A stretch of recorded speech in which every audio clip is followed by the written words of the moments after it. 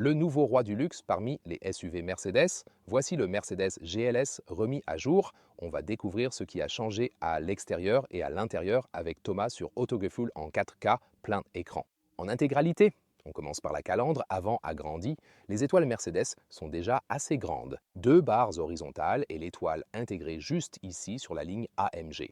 Sinon, si vous optez pour la version standard, vous pouvez aussi avoir l'étoile posée sur le capot qui peut même être éclairée sur les marchés où c'est autorisé. Par contre, sur tous les marchés, vous pouvez ici avoir ce contour de calandre illuminé juste là. C'est aussi autorisé dans l'UE. Et là, il y a le Pack Night avec l'entourage en chrome foncé. Sinon, ce serait du chrome brillant, et ce cache noir tout autour remonte également par-dessus. On dirait que le capot avant est tout à fait fermé. Le contraste est tout simplement un peu plus marqué encore. Et ça serait aussi un peu fonctionnel pour les prises d'air, paraît-il. La ligne AMG présente ensuite ses branches en bas et aussi de nouveaux phares avec le motif étoile. Aussi là où apparaîtraient les clignotants. Et le Matrix LED est en option, le Digital Light chez Mercedes. Dark Petrol est cette nouvelle couleur intéressante, une couleur unique, 5 au 22 ou 2,5 pouces, c'est la longueur, et les roues de 20 à 23 pouces. Mais celles-ci sont presque les plus grandes, ici c'est du 22 pouces donc. Ici aussi des passages de roue peint pour la MG Line et le Pack Night avec des encadrements noirs, bien sûr. Ce serait sensiblement différent avec la version standard, la suspension Airmatic est de série et en option, vous pouvez opter pour l'U-Active Body Control qui ferait vraiment en fait quelque chose comme ça. Avec ça, vous pouvez incliner la voiture dans un virage ou la garder bien droite selon le mode de conduite choisi ou bien obtenir un mouvement vertical pour pouvoir sortir du sable. C'est une option, vous n'êtes pas obligé de la choisir. Grosse nouveauté à l'arrière, motif 3 étoiles. Ce contour, qui en jette, le GLE a en fait 2 étoiles et puis cette énorme nouvelle barre noire au milieu. Je ne suis pas hyper fan. C'est pareil pour le GLE SUV dans le restylage. Seul le GLE coupé ne l'a pas en réalité. Ouais, et tu vois ce style typique, très droit du GLS, traction intégrale, toujours avec une tendance aux roues arrière. Et on peut aussi jeter un œil sous le capot parce qu'ils ont, tu sais, un petit peu remanié le moteur. Il n'y a pas d'hybride rechargeable. C'est réservé à la GLE. Et là, sous le capot, tout est en système MHEV. Par exemple, un léger surcroît de couple. Et voici donc le GLS 450. Allons-y alors. Allez, hop. On retrouve aussi ici le 3,0L 6 cylindres. Et côté essence, on peut aussi opter pour le V8 biturbo 4,0L. Et en plus, il y aura de nouveau une version 63 qui fera finalement bel et bien son arrivée un peu plus tard encore, lors du restylage. Et puis il y a aussi le côté diesel, où l'on peut avoir par exemple 2 niveaux de puissance différents. Allez, on y va. Et ce que je préfère, c'est en fait vraiment le rabattement électrique des sièges, et ça arrive très bientôt pour l'intérieur. Passons maintenant à l'intérieur. Voici la clé, au fait justement. On connaît ça chez Mercedes, mais oui, c'est sympa. Le bruit de la porte qui se ferme. À l'avant, je l'ai aussi ressenti avec le GLE. Intéressant. À l'arrière, que ce soit le GLS ou le GLE, ça sonne vraiment solide. Mais à l'avant, plus d'aigu. Tu vois ce que je veux dire? Ici, à l'avant, tout est bien couvert. Et ici aussi, c'est doux pour ton coude. Des commandes élastiques pour les vitres, par exemple. Et magnifique, cet élément déco en bois mat.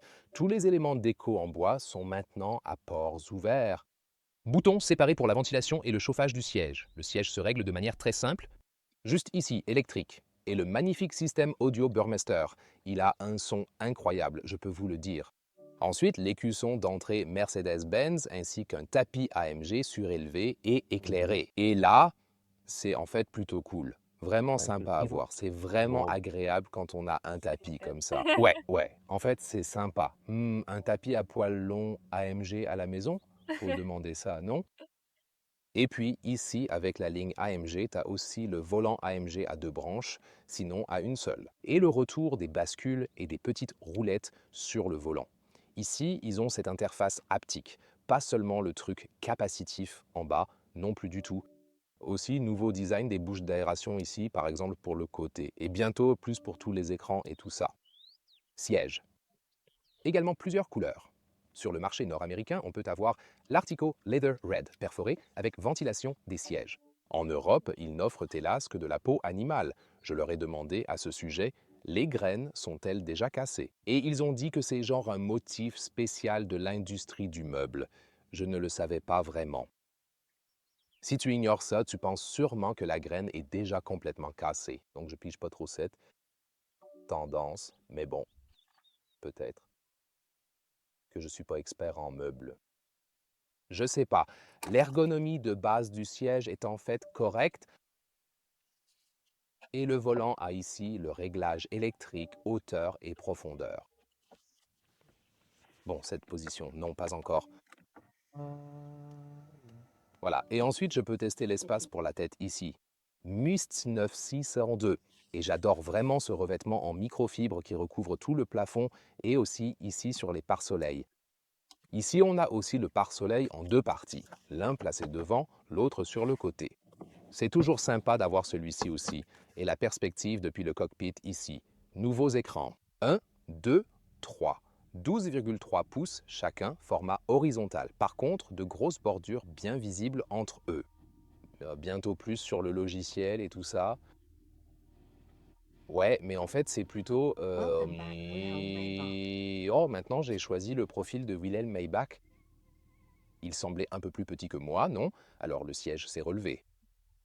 Bon, et puis aussi avec les nouvelles bouches d'aération ici qui font de jolis petits clics comme ça. Et ici encore, les réglages manuels de la clim ont vraiment des clics superbes. Je l'adore vraiment. Moi, j'adore cet élément déco en bois. On peut prendre ces sièges marron foncé d'ailleurs, mais aussi en marron clair, en beige et en noir. Et vous pouvez aussi choisir le bois, une station de charge par induction, deux USB-C, des porte-gobelets adaptatifs, chauffants et rafraîchissants si vous le voulez, mais ils ne tiennent pas très bien les bouteilles, du coup ils sont trop grands et il n'y en a qu'un seul d'adaptable. Chose ici, et vous avez cette poignée ici. L'éclairage d'ambiance est juste à côté si ça vous plaît. Vous pouvez aussi régler la suspension pneumatique ici avec le bouton central. Et ensuite, accoudoir fractionné avec un peu plus d'espace en dessous et charge USB-C. Ah, et des portes gobelets ici aussi, encore une fois à l'arrière de la console centrale, pour les sièges arrière ou en supplément pour le siège avant. Parex, l'espace tête ici avec un A9602, pas de souci. Et il a un toit panoramique. On peut vraiment l'ouvrir complètement. Il traverse tout le véhicule et fait maintenant aussi partie de l'équipement de série du GLS et du GLE. Il y a aussi un store qu'on peut abaisser. Je peux aussi vous le montrer. J'aimerais connaître votre avis, ce que vous pensez de cette nouvelle configuration d'écran. Ce qui est sûr, c'est que ça a l'air plus moderne. Je ne sais pas trop qui va utiliser l'écran passager. Certains oui, d'autres non. Donc ça dépend toujours. Ça a clairement l'air plus moderne. Là, j'ai mis de l'ombre ici car ouais, le soleil se fait vraiment sentir maintenant dans le sud de l'Espagne. Ça peut être un bon cas d'utilisation et aussi pour appliquer cette ombre. Et la vue du conducteur, encore une fois, ici avec les nouveaux boutons. Capacitif, c'est cette partie du bas où, par exemple, on change aussi les instruments numériques. Et comme ça, ouais, tu peux avoir une vue carte ou une vue de l'assistant, ou c'est ma vue préférée pour ainsi dire. Le grand en-tête est juste là. On le distingue à peine à la caméra en plein jour. Et puis là, carte derrière fondée, on dirait Mercedes Maps, mais en réalité, c'est bien Google Maps en arrière-plan, vraiment là-bas encore. Donc aussi pour le recalcul d'itinéraire et tout ça, voilà le menu principal, beaucoup plus rapide maintenant qu'avant. J'ai appuyé sur le menu du propriétaire, excellent, système audio Bowmaster, et il y a aussi le mode son intense pour la musique électronique par exemple. Belle visualisation du véhicule ici. On peut aussi activer le Waouh, cet écran chauffe beaucoup au soleil. Je le ressens bien, mais on peut le désactiver ici avec le raccourci en haut et on peut aussi appuyer et maintenir longuement le bouton de volume. Juste là, simplement. Cela activerait ou désactiverait aussi cette alerte de vitesse UE. Léa peut encore nous montrer un petit truc sur l'écran passager. Ah, voilà la caméra. Je sais pas où elle est. Ouais, il faut utiliser le B-Storage pour ça, en fait. Quand on joue à Angry Birds encore. Ouais, donc les jeux sont aussi inclus dans celui-là, si tu veux faire ça en passager pendant qu'on conduit. Que choisirais-tu sur l'écran du passager? Angry Birds, alors oui, carrément là. Ensuite, les sièges arrière peuvent aussi se déplacer électriquement ici, les faire avancer par exemple et les faire reculer. Et on peut aussi régler l'inclinaison. Faut dire quand même que le maintien latéral est un peu rigide. Je ne dirais pas vraiment que c'est l'expérience la plus confortable à l'arrière. Je bascule aussi un peu en arrière avec ce siège. Ouais, donc je m'attendrais à un peu plus de confort de base. Des SUV beaucoup moins chers sont clairement plus confortables à l'arrière, faut le dire. Puis, Isofix sur chaque côté extérieur. Il y a une jolie housse ici que tu peux aussi mettre dessus. Cette nouvelle console centrale, tu peux toujours t'asseoir ici, mais tu peux aussi la rabattre. Et puis, comme sur la S-Class restylée, tu as bien sûr ces commandes individuelles pour les écrans arrière. Si tu veux faire quelque chose avec ça, tu peux par exemple activer simplement le massage du siège sur ces commandes ici et des zones de charge inductive. Un peu plus d'espace en dessous là. Il y a aussi deux chargeurs USB-C dessous. Et ici, vous avez ces nouvelles commandes où vous pouvez, par exemple, régler le massage du siège ou encore piloter les stores paré soleil si vraiment nécessaire. Et vous pouvez aussi les sortir et les prendre en main. Ces écrans arrière sont aussi en option. Ils sont tactiles d'ailleurs et vous pouvez bien sûr aussi tout retirer. Au milieu, il y a une clim. Elle n'est pas là, à droite et à gauche. Et tout en bas, ils sont effectivement extensibles. Deux chargeurs USB-C et aussi le port HDMI pour les écrans. Passons à la troisième rangée de sièges. Et ce que j'ai fait ici, c'est le siège tout au fond à droite. Comme ça, je peux encore bien m'asseoir dans la deuxième rangée. J'ai donc avancé juste un petit peu celui-ci. Bon, voyons le résultat. Et je veux aussi que vous fassiez attention ici. Dans cette zone, quand le siège se replie, regardez comment il s'enfouille là-dedans, parce que c'est vraiment passionnant. Là, en haut, j'ai ce petit bouton. Je peux ensuite le tirer et le siège fait avancer tout le banc. C'est vraiment super. Regarde ça. Tu vois cette grosse rayure, mais en fait, ce n'en est pas une du tout. C'est vraiment de l'ingénierie intelligente parce que comme ça, celui-là va bien tout droit vers l'avant. Waouh, regarde ça. Et je peux aussi ensuite accéder à la troisième rangée de sièges juste ici. Et le truc, c'est, comme je l'ai dit, j'ai réglé ça ici à une position où je peux encore m'asseoir, même grand. Et là, tu vois, ouais, ça marche pas vraiment. Donc c'est pas pour des adultes à l'arrière, même si c'est un véhicule long. C'est plutôt destiné à ce truc de match de foot. Et tu as aussi des isofix juste ici sur la dernière rangée, la troisième rangée. Au moins, ils y ont pensé. Oh, c'est vraiment classe. Tu as des sièges chauffants, également des ports USB ici, et tu peux rabattre électriquement les sièges d'ici. C'est un bon élément de luxe. Il y a quelques portes-gobelets, pas modulables, et l'espace pour la tête, en fait, ça le fait. Niveau hauteur de tête, tu pourrais t'asseoir ici en étant aussi grand, mais pour les jambes, ça ne passe pas, même si j'ai avancé celui-ci un peu. Passons au coffre. On va voir ça avec ma fonction préférée, les sièges rabattables. Au fait, on a eu un visiteur vraiment mignon pendant qu'on tournait notre vidéo verticale. Format, ouais, juste un petit chien trop mignon. Et peut-être que vous voulez jeter un œil au coffre du GLS là. Au fait, ces bruits de tronçonneuse en fond ne viennent pas de la voiture. Là, celui-ci rentre encore comme ça, même quand la troisième rangée est relevée. Et puis, vous avez 1 ou 20 mètres, soit 48 pouces, ici en largeur. C'est plutôt pas mal, vraiment bien. Et encore une longueur d'environ 22 pouces, soit 55 cm. En dessous, vous pouvez également ranger cette housse juste à cet endroit. Vous pouvez aussi l'installer ici dans cette position. Le bouton magique est placé de ce côté, ainsi vous pouvez tout actionner d'un seul geste de façon très simple et sans effort. Et ici, ces appuis-têtes montent d'abord, puis les deux rangées descendent automatiquement par la suite. Voilà. C'est une fonction vraiment géniale. J'adore. Je pourrais m'amuser toute la journée façon Homer Simpson. Alors ici, la longueur jusqu'à la deuxième rangée, ça ferait 47 pouces, 1,20 mètres. Et la longueur totale, vous pouvez voir la règle. On peut très bien voir cela dans ce véhicule.